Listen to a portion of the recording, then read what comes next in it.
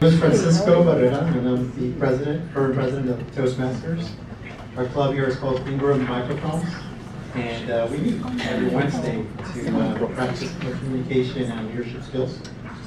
Let me start off by asking if you haven't signed the sign-in sheet, to please do so. And having said that, let me read to you our club mission. It's we provide a supportive and positive learning experience in which members are empowered to develop communication and leadership skills, resulting in greater self-confidence and personal growth. So the two key takeaways from that is that we focus on communication and leadership. We meet every week to practice and speak in front of others. We also prepare our speeches, and we have impromptu speeches. As far as the leadership role goes, we take on different responsibilities. As myself and the president, we also have secretary, VP of membership, we have a sergeant of arms, and we have other roles as well. And so we're responsible for doing different things during each one of our meetings. And also we take on different roles as far as to organizing an event like this here today. Having said that, let me have all our current Toastmasters officers stand up and just kind of wave so you guys can see who our officers currently are. And on top of the officers, we also have members that have joined. So you don't have to be an officer, you can be a member and participate and just talk at your own pace, give a speech at your own pace. So this is our quarterly event. We do it once every 3 months. And so we have an executive speaker from our company, Ingram Micro. The Toastmasters Club is open to anyone, but the speaker is usually from the company. And today, we're going to have a very special guest, and I'll wait to have somebody else introduce that guest to you guys, in case you don't know who it is. So having said that, this event is useful, and it's useful in multiple ways. It's also useful in case we happen to receive an email from the CEO asking to do a video presentation for 30 seconds. Something like this could help with that. Please don't have lunch with them. Having said that, let me introduce to you our coordinator.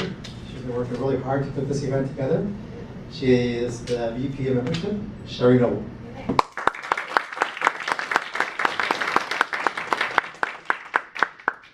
Good afternoon. I am Sherry Noble. I am the VP of Education for the Ingram Microphones Toastmaster Club here. And before I start, I want to see a show of hands. How many of you are actually not Ingram Micro, but are Irvine campus guests here today from St. Joseph's? Welcome. Good job. Thank you for being here. Michael, great. Who else? Yes, where are you from? Western Digital. Very good. So you might have seen that we tried to use the elevators this time to advertise for our event, and we drew in some other people, and we're very happy that you could join us today because the club is open to not only Ingram Micro employees, but for those of you who are on the campus as well. So thank you for being here today. So I am Sherry Noble. I'm a project initiative manager in the Business Solutions Group under Sandy May here at Ingram Micro. I am also the VP of Education, and I am your event Toastmaster. In that capacity, I'm happy to host the program today, and in addition to having Anthony Mackle, our distinguished guest, we have a couple other important visitors. We have Din Ta, who will spend a few minutes speaking about his experiences with Toastmasters. He is our district area officer. And also we have Alex Gorell. She is an Ingram Micro alum. She now is the Vice President of Marketing with Toastmasters International, which is located here also in Orange County, and she is going to recognize our club today. So without further ado, I'd like to introduce Anthony Mackle. Anthony is the Senior Vice President and Chief Financial Executive. Wait a minute, I got a bio here. I'm going to introduce you here. So I practiced all morning on this. So he is the Chief Financial Executive for Ingram Micro's U.S. and export business, reporting directly to Paul Bay, who is our Executive Vice President and Group President of the Americas. Anthony works directly to help Paul with key business decisions that support the operational efficiencies and has also really done a great job of helping support our recent revenue and profitability goals. He heads the financial planning and analysis team, the sales reporting team, purchasing, controllership, and is the lead of our global channel financing initiative. Still find time to sleep, right? And still finds time to sleep. So Anthony came to us from Brightpoint. He came here in 2012. He started in the Miami office as the Chief Financial Officer and Vice President for our Latin American operation. One became Antonio. Antonio.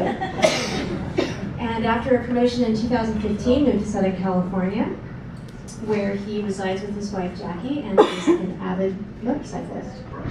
With that, Thank you. Thank you. Again.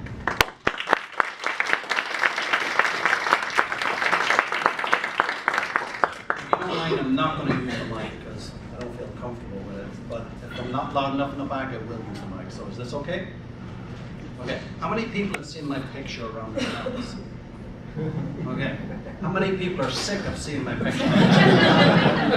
Because I've even got a text, and I love that you talked about the elevator. I've got a text, and the text said, and it was a picture, and sent to me. And I go, I can't get away from you. The elevator. So I've never seen that. That absolutely cracked me up. I thought it was the funniest thing I've seen. If you would, please, to the first line. So who here likes to present? Please, show of hands. Who here thinks they're very good at it? Wow, come on up here, please. I don't like presenting. And I don't think I'm very good at it. And quite frankly, so why did I agree to do this? And I'll get into that in a little bit more detail, but I'm talking about paying it back. I was a member of Toastmasters, and I really believe it helped my career. Gave me a lot more confidence to be able to speak. Now, why did I ask questions at the start of this? Because I'm nervous, and it's a way to calm myself down. So once I can turn it back on you and get you engaged, I feel more comfortable. So these are the kind of tips that I learned with Toastmasters, and is the reason I'm doing this right now. Because again, I feel as though I owe a debt to Toastmasters for helping me out. Okay? So a couple of things that I want to cover today. And then I'm going to come back to it at the end, because again, that's a technique you learn. So the two things I want to bring up is, why Toastmasters? How does it help you? How does it help you in your career? So that's the first thing. And the second thing I want to bring up are some tips that I use, particularly in presentations and in speaking. And if you notice, I pause, and the reason I pause is to let my brain catch up with what I'm trying to say. Because what I find out, or what I used to do, is I was, how many speeches have you heard where people keep with what I would call tics, and it becomes a distraction over time. So I found if I just stop and think about what I'm going to say next, it helps me. The person who I think took it to an art, and I don't know if you all remember, but Ronald Reagan was the art of what I call the pregnant pause. In his speeches, he used to just stop for emphasis. And I thought that was brilliant. So I actually went back and I watched a few of his presentations. So I'm going to share with you how Toastmasters helped me, and I'm going to share with you some tips. So if you would, please, next screen. Now, if you notice, not a lot of detail. We're going to get into this in particular in a while. 2003, I started at Brightpoint. Within 2 weeks, I had a presentation I had to make to the audit committee. I was scared. I'll fill in the blank. But, so I went in with my 80-page PowerPoint presentation, dead by PowerPoint. And I kid you not, I had to shrink the font on the pages just to get it in. So you'd have 22, and then I'd have 10, 8 to get it in, that much detail. And I went in and I started and I sat down and I made my presentation to 4 members of the board, including my boss, whose name was Rich Rodell, chairman of the audit committee, and I made my presentation. And the reality is it was rambling, incoherent, no set goal. In other words, I had no conclusion, I never wrapped it up, I never tied it together. I read through every single line that was on that page, and they stopped me mid-presentation and said, "We already read it." I choked. Didn't know what to do. I was suddenly stopped. Okay, now what? And I rambled on trying to get out of it. After that presentation, the chairman of the audit committee, Rich, came to me and said, "You need to work on that." So I went back and I went to a course. It cost $10,000 in this course, and it was a week long, and I sat in front of a video. It was the most intimidating thing I ever did. You had 3 people in there, and they would say, "Okay, you've got 5 minutes to come up with an impromptu speech. And here's what we want you to do. We want you to start out with a goal, convey it to us, and then summarize at the end, conclude." I was all over the place. And then they'd videotape it, and we'd sit and watch it, and I'm going red-faced, I'm embarrassed. And then I came back and I went, okay, I learned a lot of stuff about presentations. And I went, okay, so how do you turn it into reality? How do you take it from there and actually really practice it? And I joined Toastmasters. And some of you who were involved with Brightpoint at the time during the acquisition, Can you use your microphone, Ed please? McDonald. Can you use your Need a microphone? Is this on? So there's a guy called... Much better, thank you. Ed McDonald. Ed McDonald was the head of tax. He was also the head of Toastmasters in Indianapolis. He dissected everything I said. It was much harder on me than he was on most of the people who were in there. And I asked him one time, I said, "Why do you do that?" And he goes, "Well, you're an exec. You should be better." And he was right. But I found the environment where I could practice the skills of speaking and to practice the art of presentations. Now, I like the PowerPoint presentation, I like the format, but others do not. And I'm going to give an example of a couple of people. So, has anybody here ever seen Craig Birmingham's presentations? A few people. So 2 years ago, he rode in on a hoverboard with a fire extinguisher in his hand. Because he's the head of retail at CTS, and he wanted to show and talk about his business. He did the entire presentation on a hoverboard. I'm not going to do that, I can't do that. Absolutely uncoordinated.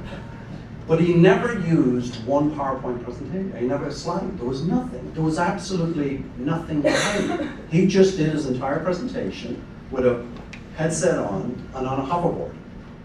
He did a presentation this year, and it was about, again, CTS, his area. And you know the Amazon Echo, where you have Alexa? Mm-hmm. Well, he took Alex Harden, dressed her up in some lights that when she spoke, they started to sparkle, sat her on the stage, and started asking her questions about the CTS business. Hilarious, and it stuck with me. His first presentation, because of the hoverboard, still has stuck with me. I still remember that. There was zero PowerPoint presentation, zero detail, but it left an impression on me. Another person, and I'm going to try and get these people to actually be the next speakers, that I reckon is one of the best speakers I've ever seen is Kurt Robinson. Kurt practices non-stop. He will not walk into the room unless he's gone over it a dozen, maybe more times. When I say Craig was practicing up and down in the hotel on his hoverboard and ran into a door with somebody who didn't work at the company. So he had to apologize as he fell off his hoverboard. But it gives you an example of they just practice, practice, practice. It doesn't come naturally. It's not something that you're born with. It's something you develop.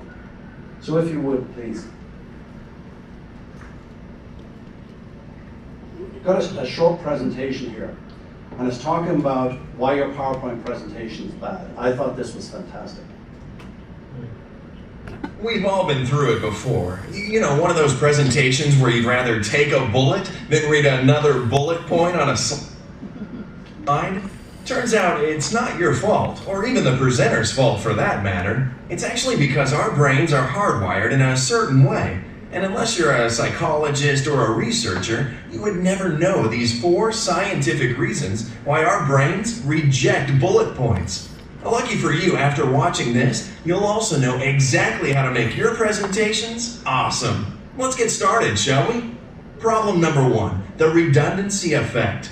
Turns out our brain isn't able to process the same information efficiently when you see and hear the same thing at the same time. It's too much info at once. It's like that episode of The Simpsons where that doctor explains how Mr. Burns isn't sick because there are so many diseases trying to get through all at once. Oh, poor Mr. Burns. Problem number 2, the picture superiority effect. That's PSI for short. No, not this PSI. Now, researchers have found ideas are more likely to be remembered if they're presented as visuals instead of words. After 3 days, you only remember about 10% of what someone says. Compare that to remembering 65% if they showed you a visual. That's 6.5 times more memory with a visual.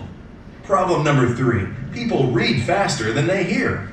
People can read about 275 words a minute versus being able to hear only 150 words a minute. This means people will read your bullet points before you can say them, and then they'll stop listening.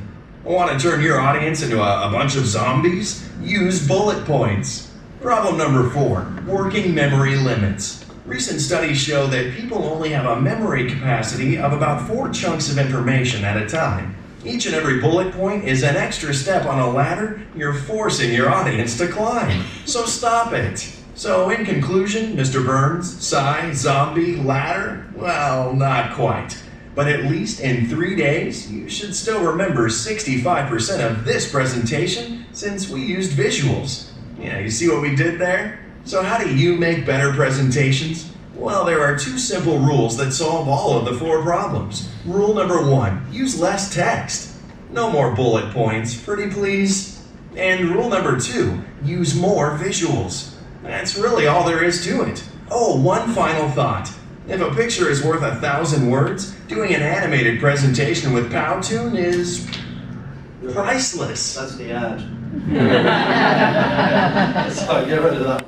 There's thousands of these on YouTube. Thousands. I went in and I said, bad presentations. I couldn't look through all of them. So I just pulled one that I liked. Well, I'm going to show you this presentation.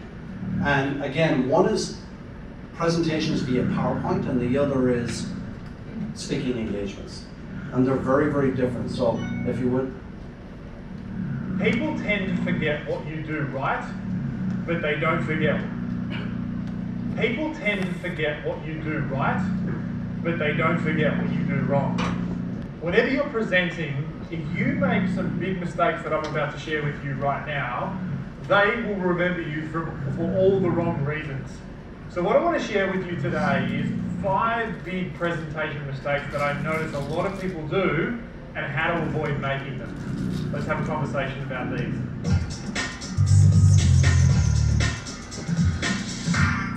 Hi, Colin Boyd here, international speaker and trainer, and today's conversation, we're going to talk about the 5 big presentation mistakes that I notice a lot of people make. Now, I get the opportunity to watch a lot of presentations and I guess to make a lot of presentations as well. And what I've noticed is that people tend to make some of these big mistakes and it has a huge impact in terms of their credibility. Now, the first big mistake that I think people make is they practice only in their head and not out loud prior to the presentation. So what I mean by that is, in their head they've kind of organised the ideas, but they haven't actually made that link between their head and their mouth. I call this idea verbal fluency. So the big mistake is this, is not practicing out loud. So I know it's a simple fix, which is practice out loud, but that's a big one, right? Is making sure you practice out loud, you get verbal fluency before your presentation. That's the first big mistake. Now the second big mistake that people make in their presentations is that they have too complex PowerPoint slides or slide decks. So what I mean by that is there's too many images going on, there's too many words going on, and essentially it's just distracting from their message rather than reinforcing their message. So people end up reading the slides rather than listening to you. As a generalization, from a brain perspective, people can only process one complex task at a time. So what that means is they'll either be reading your slide or they'll be listening to you. And the big mistake here is that people think that their presentation is, or their PowerPoint presentation is the presentation. But the truth is that you are the presentation. So make sure your slides support you, they don't distract from your message. Now the third big presentation mistake that I notice people make is they read. What I mean by that is they stand behind the lectern and they read their presentation word for word rather than make it a conversation. And what that does is it significantly disconnects the audience from the speaker. Think about this. Remember the last time maybe you've been sitting in a presentation and the person was reading to you. It doesn't matter how elegant their words were, you probably felt like you weren't connected with, you weren't engaged with. So in every presentation, it should be viewed more as a conversation rather than a reading opportunity.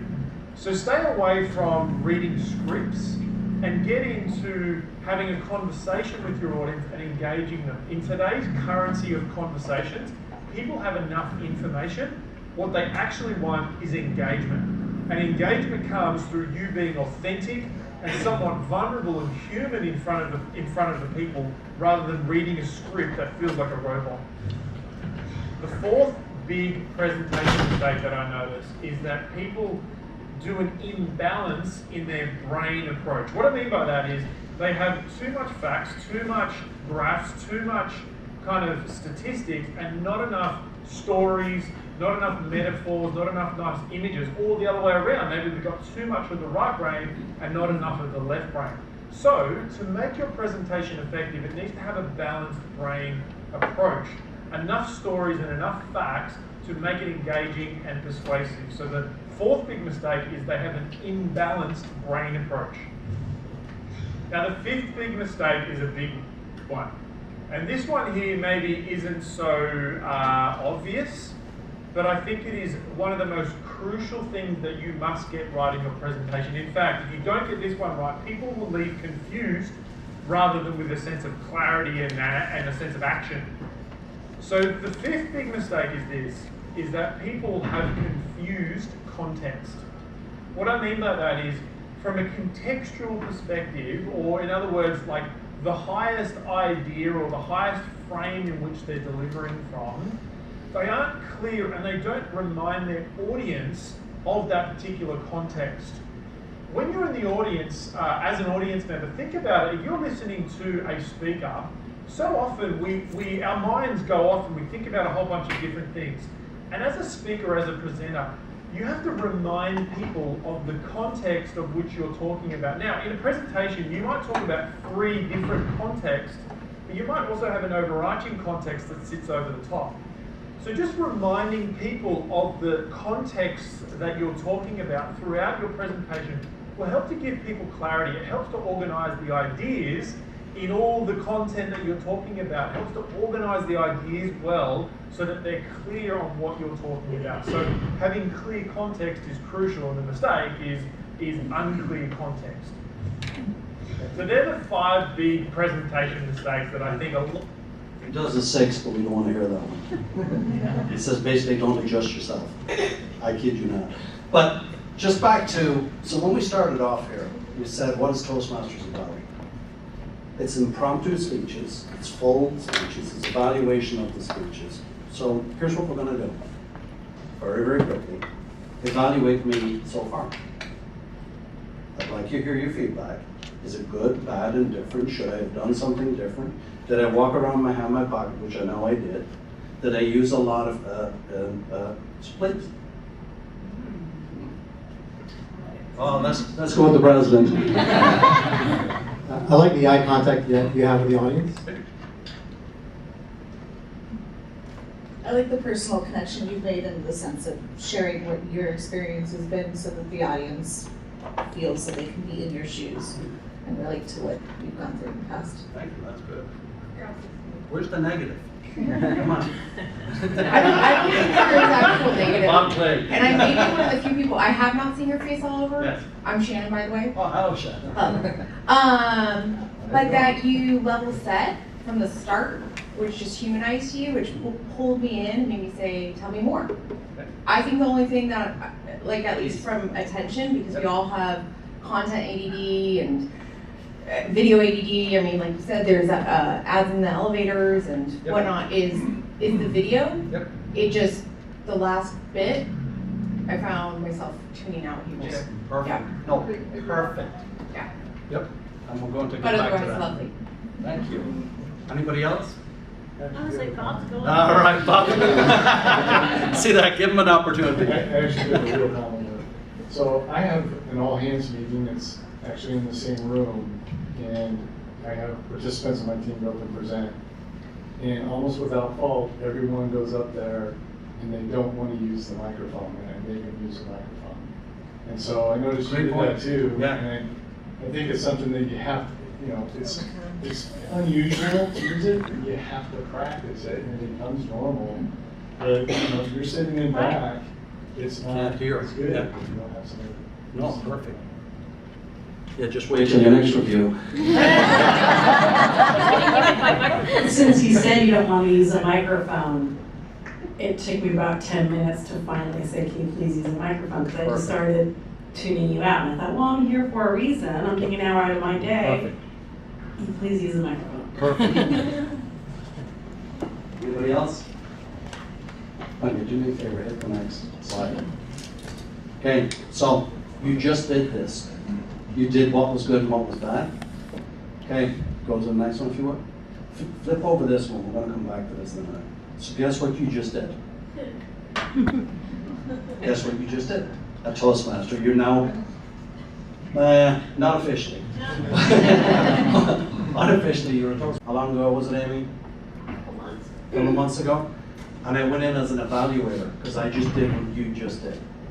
I went through and I sat and I listened to the presentations, and then I did an evaluation. And I find it extremely useful. So, if you would. So, again, just to pull it back in again, what you heard was you said, not practicing. So in other words, if you don't practice this, so now I've been sitting, last night I sat in front of a mirror, my wife thought I was a nut, because I'm speaking to myself, because I wanted to practice this. Okay, too much detail, I explained, and I see it day after day after day. I go in and I'm like, overload. And then when people start reading what's up there, I'm going, I can read it. And I can read it a lot faster than you can say it. So I'm to the end, you're only halfway through, and now I'm tuned out, to your point. That's exactly what happens. Reading the presentation, not relating to the audience. If you come in and you can go out and look at bad presentations, and just about all of them, they talk down to the audience members, they're at a level that nobody understands, and when they ask a question, it's usually, well, why are you here if you don't understand this? So they talk down. You cannot do this. Not, and the message is not clear. You've got to, he kind of went around a long, winded way. I wish I had found a more concise version, because it says just conclude. Start out with your message and conclude with the message. Okay, if you would. One more. Okay, so why Toastmasters? Okay, for me it's very, very simple, and I actually wrote down 3 things. Safe place to practice. I didn't feel intimidated by anybody who was in there. I wasn't going to get back to the company, what I'd said or what I didn't say or how I'd messed up. So I just felt safe in the environment. It really gave me an opportunity to practice and hone my skills. Okay. The second thing was honest feedback. I mentioned Ed, it was brutally honest feedback, but it was good because it was the only way I was going to develop. Okay. And a very simple thing is, I'm a much better presenter today, even though I may not be an expert. I'm much better than I was. And that certainly helped me. Because think about it this way. How many times you're even sitting in, for example, we have an Outlook call. That's a presentation. Anytime you're giving an update to your boss, it's a presentation. Or somebody else, to your team members, it's a presentation. Think about the opportunities you have. If you practice, come in with a clear message, how much better that meeting is going to go. Now, to talk about personalities, my personality is, insights, a red personality, and the slogan of that is, be brief, be bright, be gone. So I can't stand when people come in and waffle on through stuff and not get to an answer. So think about it if you can hone your skills. Now, I'm going to ask a question. I'm going to finish with this. Why are the rest of the folks who are in Toastmasters, why are you in it? What does it do for you? I'm going to start out with you. Personal confidence, just to feel like you can own an email, own an impromptu speech. Oh, she's on the spot. I'm actually the longest standing Toastmaster we have from our group. I've actually been part of our club since 2007. And there's a lot of people that think they can come and participate for 6 months and be done and be improved. But you can always, 100% of the time, improve either by practicing yourself or by listening to other people, both good and bad. And it's helpful to just continue to practice. There are definitely formal speeches you do in Toastmaster, which have specific learning objectives, but the second half, and sometimes it's the entire meeting, is that impromptu piece. And you can always be better at thinking on your feet and being able to give short, calm table topics, 2-minute presentations that have a definitive opening, a body, and a conclusion. And the more you can practice that, the better you're going to be. Anybody else? Sure. On the spot. Leadership is the other one. Many people think about Toastmaster, they think about communication, about public speaking, but when you join Toastmaster, there are 2 tracks, communication and leadership. And you get a lot of opportunities. I used to do a lot of volunteer work for Lions Club, Rotary Club, and then I found Toastmaster and they have more definitive tasks for you to do, more exposure, more opportunities for you to practice your leadership skills, so that's something that Toastmasters is helping with. Michael, you want it? Michael's gonna take it. Oh, well, I've reached a point in my career where I realized that the best ideas don't always win. It's the ones that are communicated the best. And so, you know, if you have an aspiration to make a difference in the world, it really comes down to being able to communicate your ideas.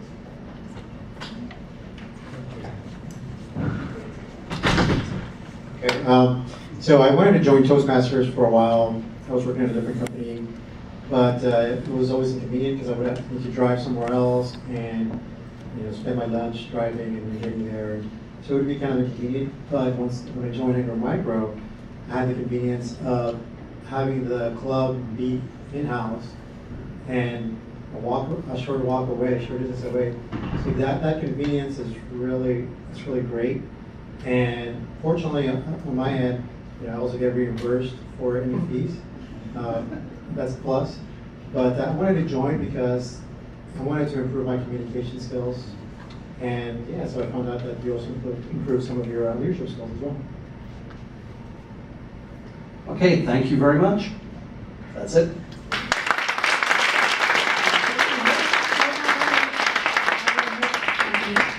Anthony, I'm going to just take a minute. Thank you very much. I want to give you a small token of our appreciation for being up here. Thank you very much. Yeah, thank you.